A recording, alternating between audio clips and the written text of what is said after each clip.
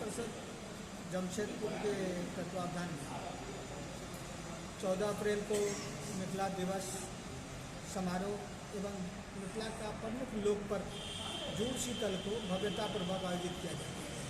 यह आयोजन विष्णुपुर स्थित परमहंस लक्ष्मीनाथ गोस्वामी समिति यानी बाबा कुटी में संध्या 5 बजे से आयोजित होगा।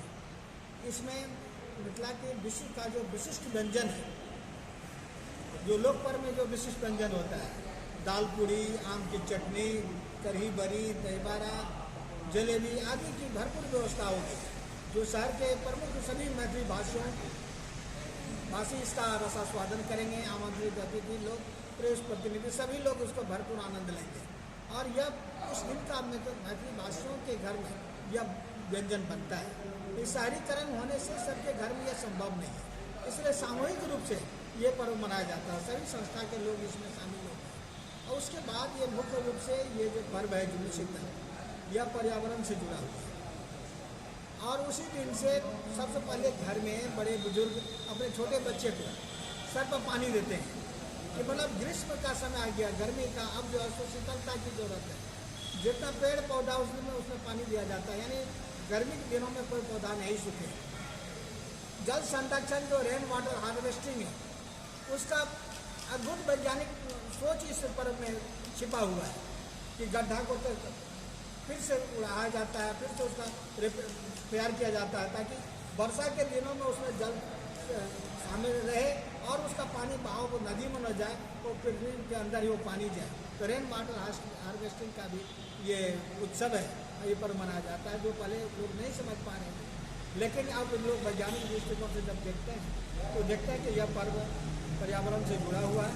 और इसमें हम लोग पूरे मैथिली भाषी शहर के जितने भी मैथिली भाषी सभी लोग इसमें आएंगे। सांस्कृतिक कार्यक्रम का भी आयोजन किया जाएगा। लोग अपना एंजॉय करेंगे और अपने लोक पर्व को मनाएंगे।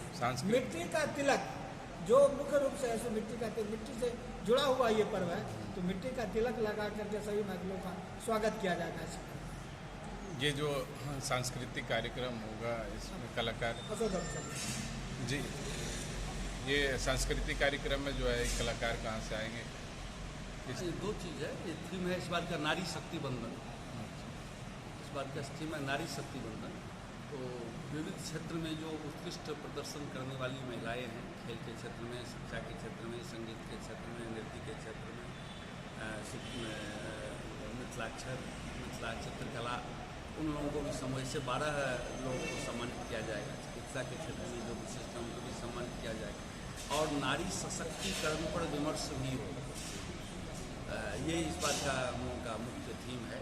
रात में सांस्कृतिक कार्यक्रम भी है, इसमें अच्छे कलाकारों का योगदान होगा, जो विशेषकर लोक पर्व से जुड़ी गीतों की प्रस्तुति करेंगे।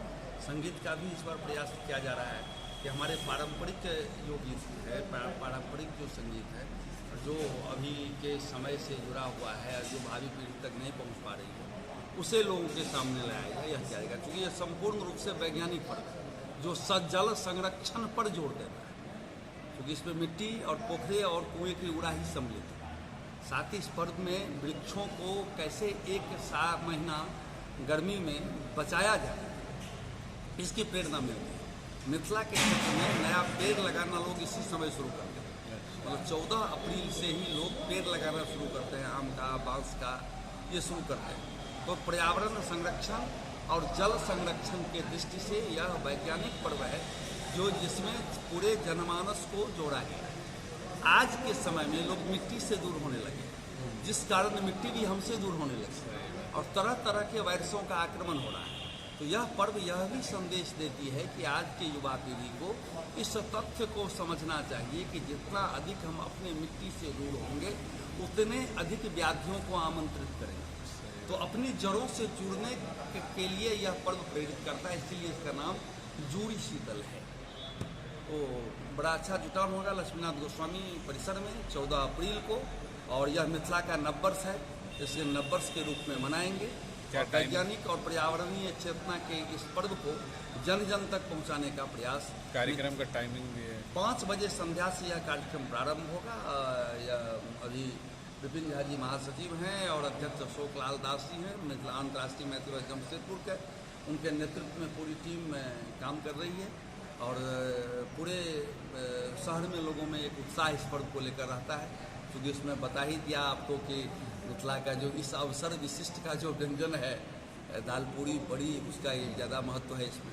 आप लोग भी आएँ और इसका आनंद लें और लोगों तक उस संदेश को पहुँचावें जो भारतीय संस्कृति का संदेश है, और वह है जल संरक्षण का। कल हमारा शहर सुखाना घोषित हो जाए, सही बात। हमारे जल का स्तर नीचे जा रहा है, उससे बचाने का अगर कोई संदेश स्पष्ट रूप से देता है कि यह जूड़ी शीतल का पर्व है, 14 अप्रैल का, जो मिट्टी का पर्व है, कीचड़ तालाबों को सफाई का पर्व है, अपने घरों के आगे कचरे हटाने का पर्व है और मिट्टी के महत्व को समझने का पर्व है।